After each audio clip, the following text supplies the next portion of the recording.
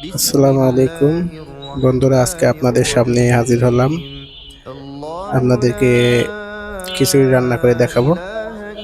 তো চলুন দেখা যাক। আমরা প্রথমে চুলাটা খুঁজে নিলাম।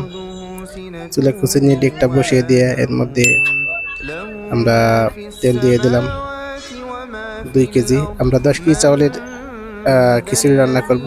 গরম মশলা, তেজপাতা এবং পেঁয়াজ কুচি দিয়ে দিলাম, 2 কেজি পেঁয়াজ কুচি।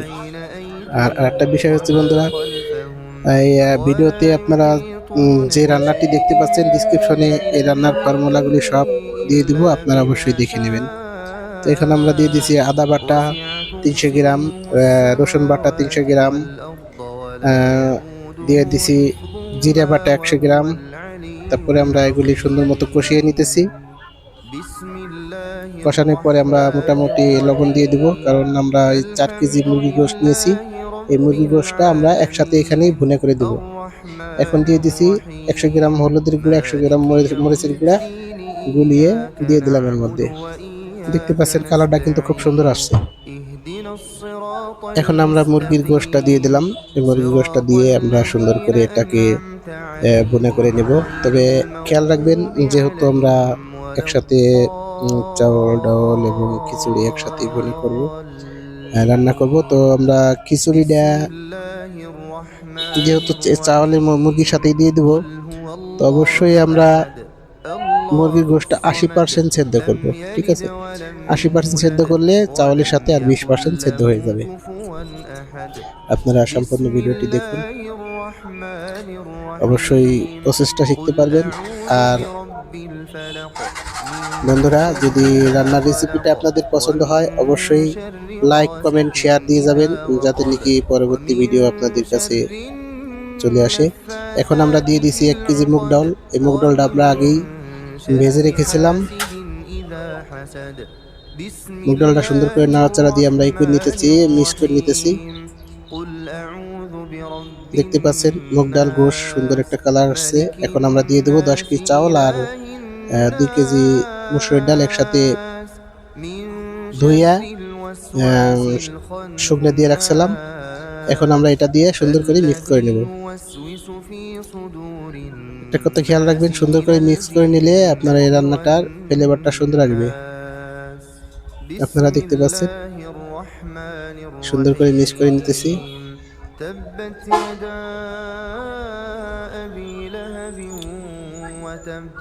আর এই সময় অবশ্যই চুলের আঁচটা কমিয়ে দিবেন, কারণ এখন তো ওর মধ্যে পানি নেই, তো যার জন্য চুলের আঁচ যদি বাড়তে থাকে তো নিচে লেগে যাওয়ার সম্ভাবনা আছে। তো চুলের আঁচটা কমিয়ে সুন্দর মতো মিক্স করে নেবেন।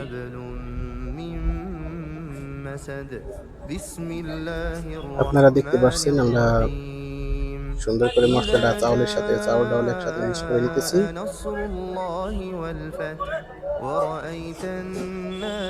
তো এই সময় অবশ্যই চুলের আঁচটা কমিয়ে দিবেন, কারণ এ সময় নিচে লেগে যাওয়ার সম্ভাবনা থাকতেই পারে।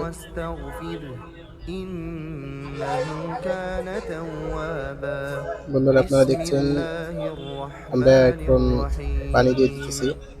আমরা এখানে নিয়েছি সর্বমোট 10 কেজি চাউল, 1 কেজি মুগ ডাল, 2 মসুরির ডাল এবং 5 কেজি মুরগির গোশত নিয়েছি। যেহেতু সব মিলিয়ে 18 কেজি হয়েছে, তো আমরা এখানে 18 দেব না, 36 কেজি। 36 কেজি পানি দিয়ে দেবো, কারণ কেজি প্রতি 2 কেজি, 1 কেজি চাউল এবং ডাল সবকিছু মিলিয়ে 1 কেজি পরিমাণে 2 কেজি পানি লাগে। যেহেতু আমরা একটু শুকনো খিচুড়ি রান্না করব, তো কেজি প্রতি 2 কেজি করে দিয়ে দেবো। তো আপনারা দেখছেন আমরা ঢেকে দিছি। এখন বলক আসা পর্যন্ত আমরা একটু অপেক্ষা করবো, কারণ তারা দেখতে পাচ্ছেন বলক প্রায় চলে এসেছে। আমরা একটু নাড়া দিয়ে দিলাম। এখন আমরা দিয়ে দিচ্ছি ঘিটা।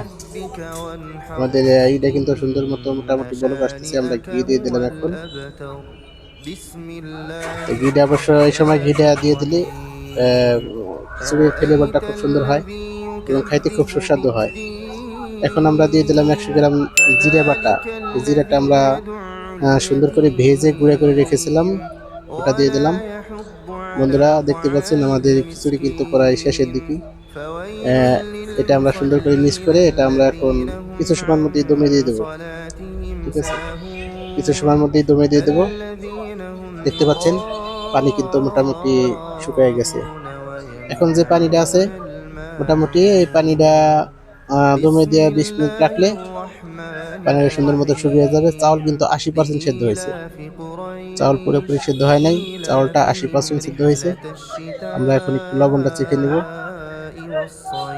লবণ একটু কম ছিল, আমরা লবণটা দিয়ে দিচ্ছি।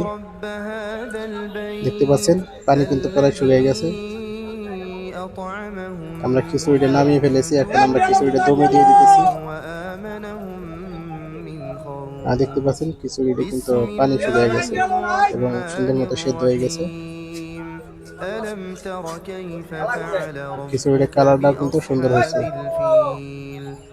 আমরা এখন উপরে কিছু কয়লা দিয়ে দিব যাতে নাকি যতটুকু সেদ্ধ হওয়া বাকি আছে ততটুকু সেদ্ধ হয়ে যাবে। তো বন্ধুরা, ভিডিওটা আপনারা দেখলেন, ভিডিওটা কেমন লাগলো অবশ্যই লাইক করবেন, শেয়ার করে জানাবেন এবং ভিডিওটি সাবস্ক্রাইব করে দিবেন,